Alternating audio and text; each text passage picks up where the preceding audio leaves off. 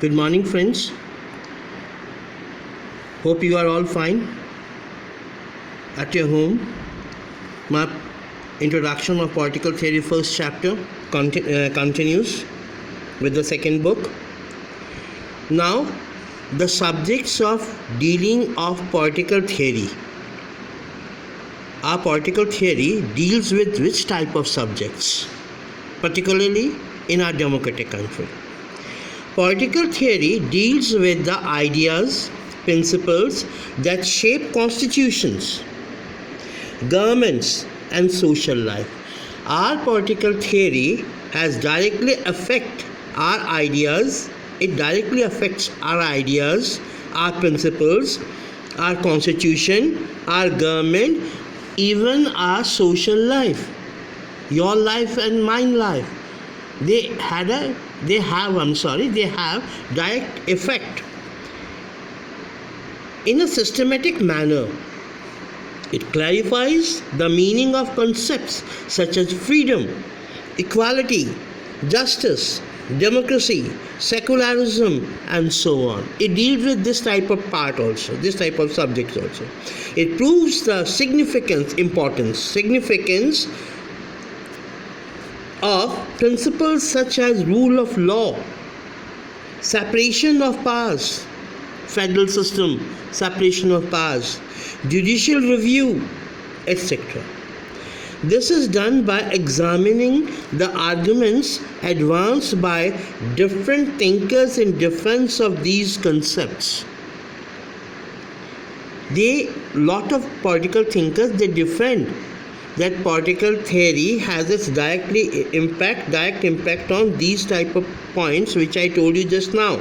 Thou, Rousseau or Marx or Gandhi did not become the politicians. Look, it's not important, it's not mandatory if somebody is giving you the thinking of some type of political impact on our society and he should be a politician. No, that's not mandatory. Their ideas influence generation. Their ideas has influenced us. Like Karl Marx wasn't a political personality. He was not in politics, but his ideas still that affects our social life on the concepts of socialism. Ideas influence generation of politicians everywhere.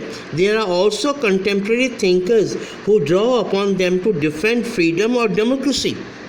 Many people, they defend that democracy should be there.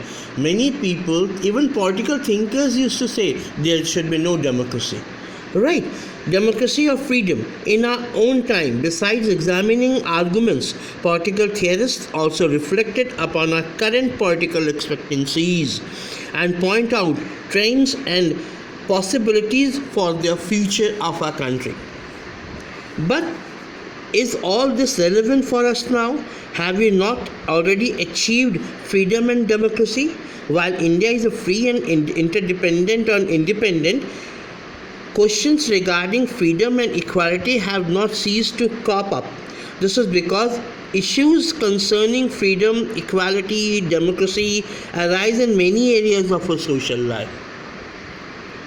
And they are being implemented in different sectors of different places or different paces. For instance, although equality may exist in a political sphere in the form of equal right, it may not exist to the same extent in the economic or social spheres. Means, we say that there should be political freedom of everyone. There should be economic freedom of everyone. There should be a political and economic equality. That should be in democratic country. But is it so? Is it so? No. It's not everywhere.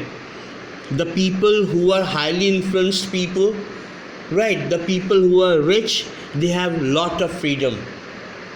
They have lot of democracy, I think so. But the poor people, you see the happenings of today's happening in corona disease and all. right? You can think as all Mazdoor, they are walking down from 1500 kilometers, 1700 kilometers. Right, so lot of differences are there. People may enjoy equal political rights, but still be discriminated.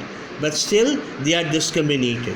You know, okay, we say that there should be no discrimination, but still, lot of discrimination is there in our social life, in our political life, against socially